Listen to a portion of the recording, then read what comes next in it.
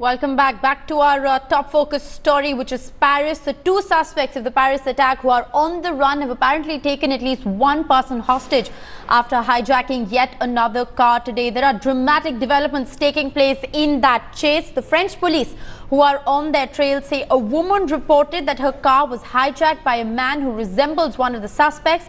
The chase now centers around the town of de Martin-Égole, a northeastern town in Paris. Earlier, the French police spotted the car in which the brothers fled after the attack took place 48 hours ago. The car was abandoned near the forest 30 kilometers north of East Paris. My colleague Lavina Tandon now joins me live from Paris. Lavina, you've been tracking the dramatic developments that are taking place. You've been saying that 80,000 police personnel are in fact deployed, Lavina, in this chase. But what is really worrying at this point in time is that police sources are telling us that the car is in fact headed back to the city of Paris. Yes, absolutely. And that's what I think even the police personnel has been caught by surprise. At this now, the numbers given to us are 88,000 in fact.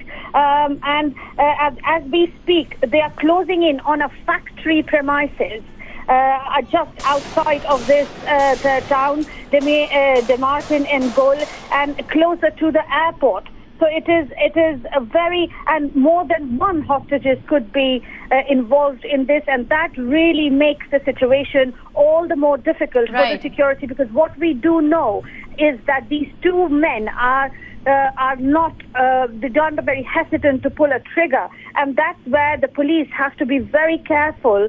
Yet at the same time, the confidence in the police has risen. We see they do know that these are the two people, and their focus is on this car, and they're quite confident that these are the two people that are the one they are looking for. So all forces and all focus is on this car chase. I believe it should be a matter of few hours, even minutes, the way this case has developed, when we will get to the end. Well, it's been, a dramatic 48 hours in France, Lavina, and now you're saying that it could be a matter of perhaps just a few minutes. There is high drama at this point in time on the national highway in France. The two terror accused have in fact taken an unknown number of people hostage as they have hijacked another car. And as we speak, the high drama on the national highway is unfolding. The car is in fact headed in the direction of the Charles de Gaulle airport in Paris. Newly hijacked car. Lawrence, the correspondent, who, as I say, is there on the scene, on the outskirts of this town. He joins us now again on the line. So, Lawrence, bring us right up to date. We are looking at live pictures of de Martin, and as you said, it's a very small town with maybe 8,000 residents. Yes, that's right. It is a small place. It isn't a Paris suburb. It's a small town in its own right, some distance north of Paris. It is just off the main motorway northeast, and it's surrounded by fields. I'm speaking to you from a traffic island underneath that motorway, where a line of armed police have blocked the exit slip road that goes underneath the motorway west into de Martin. Anybody who's trying to come off and go that way is being turned around. There are camera crews, including ours, here, and there's no journalists from here who are currently being allowed in, because the police clearly are trying to seal de Martin off as part of their efforts to control the situation. There are such many reports saying that there are perhaps altogether somewhere between 1,000 and 1,500 police, including specially trained anti-terrorist units, who are now on the scene. And Lawrence, we can see helicopters as well, Lawrence. Yeah. From where you are, what is your view of the scene? I'm not entirely sure if you've got the same point of view as us, but we're seeing fields at the moment. We're seeing fields, but we were seeing surveillance helicopters. Yeah, as I say, I haven't got a view of de Martin from here because I'm standing underneath the motorway bridge, and de Martin is possibly a kilometre or two to my west, and the police have sealed it off. I can't even, it's cloudy and it's raining here, I can't even hear or see any helicopters, which suggests that the Damartin itself and where this is happening may still be some distance from where we are. But you're going to have to forgive me because, as I said, the police have sealed the area off from this main route in from the motorway as part of their attempts to control the situation on the grounds. What they don't want are lots more people coming in, which could upset and interfere with their operation. What they're trying to do, clearly, insofar as they can, is to isolate and sterilise the area, which explains partly why they've told everybody on this industrial park, where it's thought the two suspects might be, to stay in their offices and not move around. What they're trying to do is to take control of the situation as closely as they can, and that in turn means that they don't want anybody else going in. So for the time being, this is as close as anybody's being allowed to where it's happening. But it does look like now this may be, I mean, tentatively you could say that this may be the start of the end game in this manhunt, because I don't think from here, if the two suspects are in there, I can't believe they're going to get out and be able to escape anywhere. Lawrence, we are getting repeated suggestions from French media primarily that there is a hostage situation.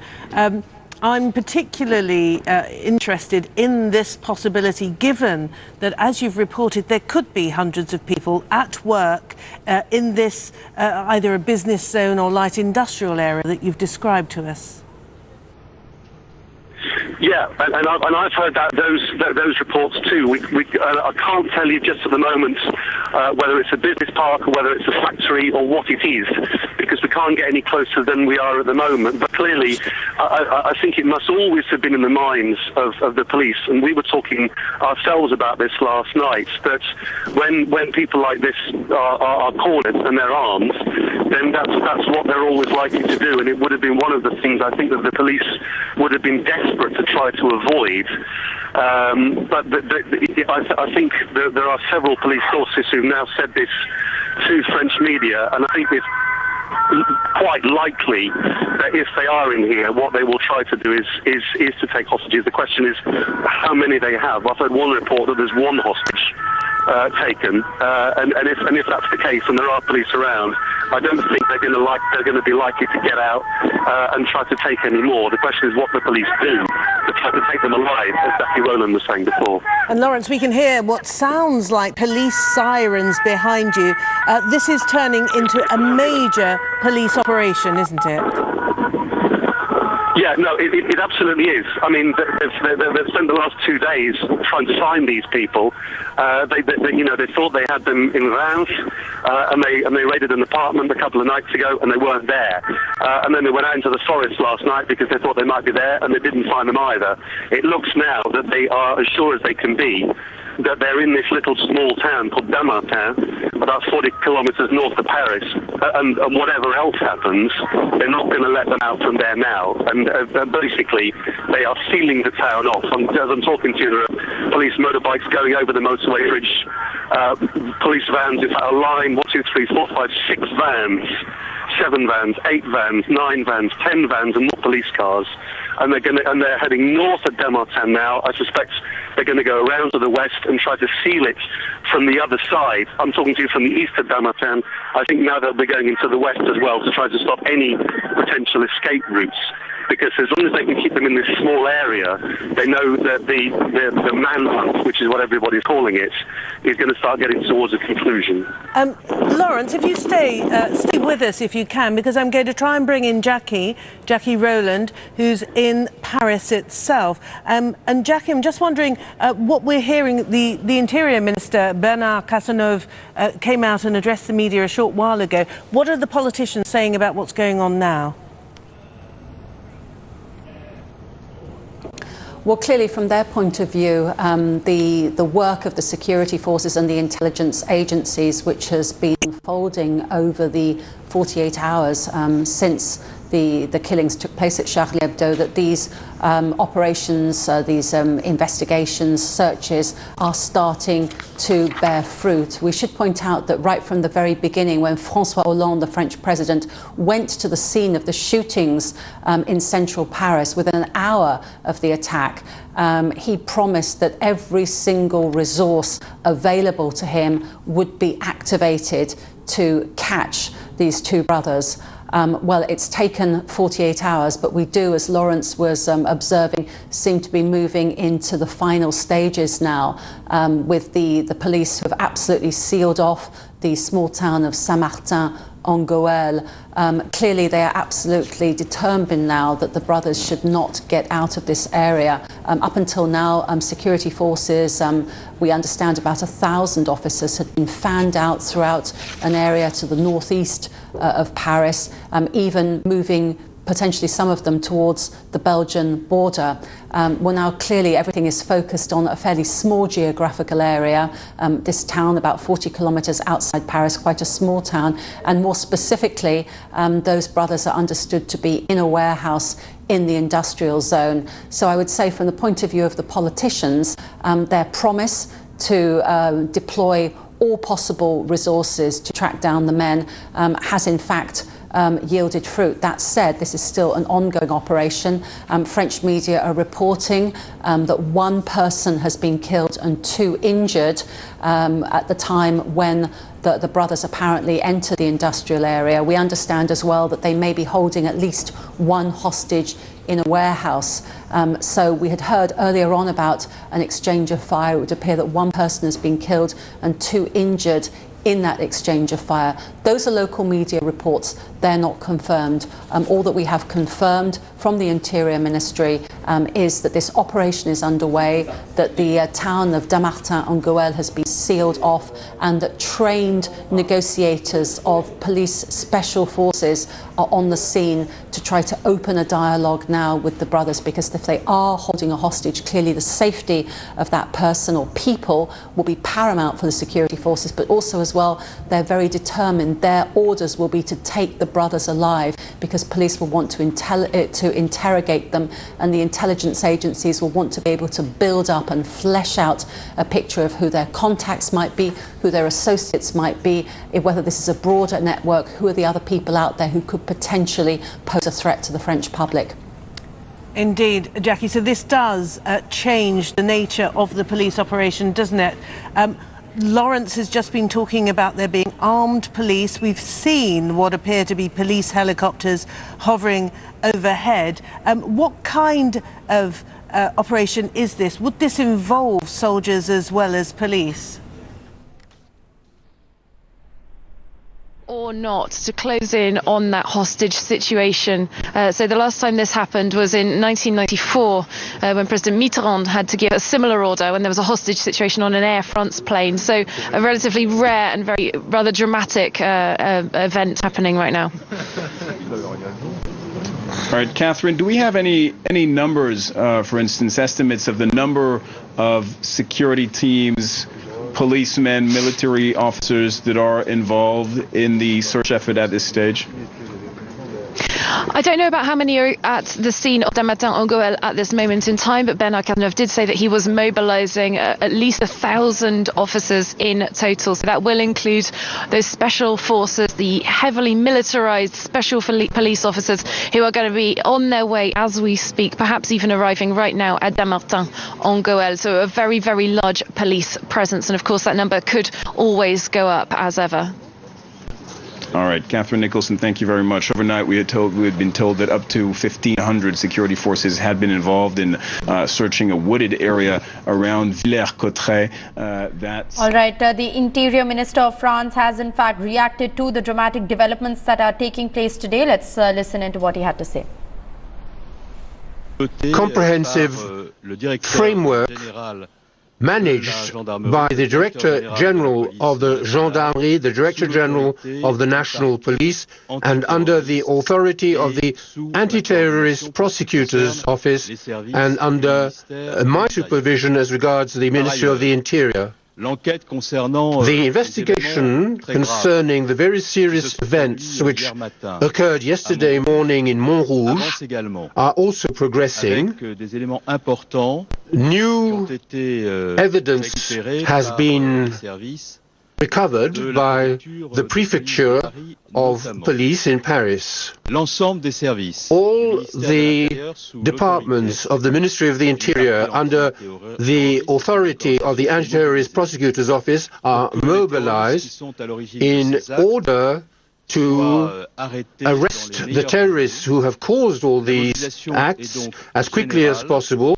So the mobilization is general. The effectiveness of the system set up yesterday has allowed us to respond very quickly. I appeal to all concerned to act in a very responsible way so that the ongoing operation can take place in the best possible conditions.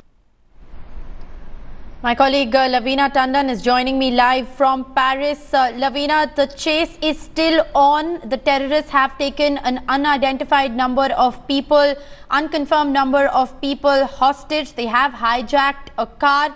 Day 3 and still the two attackers are pretty much at large. Lavina, take us through the latest developments. Yes, of course. Now the chase has now reached the airport, the main airport of Paris.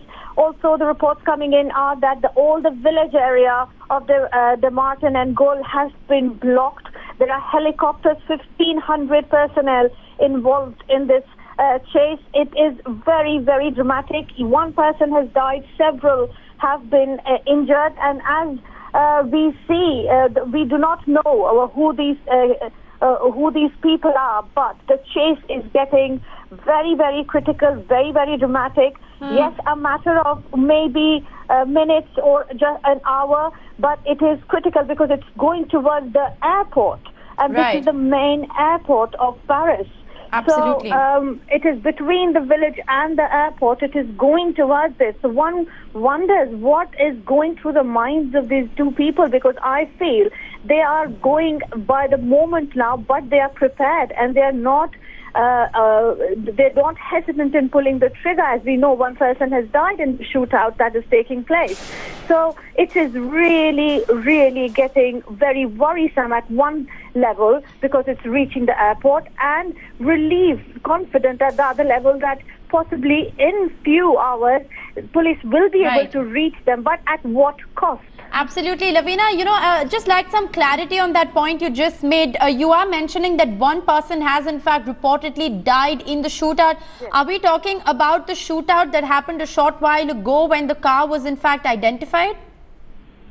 Yes, absolutely. It's actually, yes, the reports were coming that at least one person has been killed and several injured ahead of the hostage taking to the Martin and Gaulle.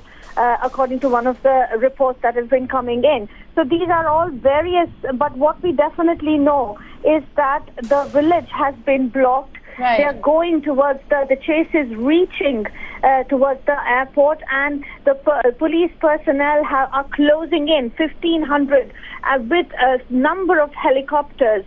Just trying to focus in because they are confident that these are the people that we are looking for, and the worry is that it is going towards the airport for me, I feel. Well, absolutely. The big worry at this point in time is that the two attackers, along with an unconfirmed number of hostages in that hijacked car, are in fact heading to the airport and are heading in the direction of the airport rather. And as Lavina has been pointing out, there are 1,500 police personnel present at the highway. This, of course, along with the 88,000 police personnel who have been deployed to hunt down these two terrorists in the city of Paris.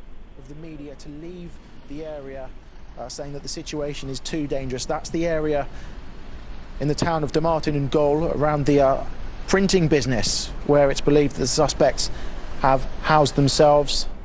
This all follows a high-speed chase a few moments ago.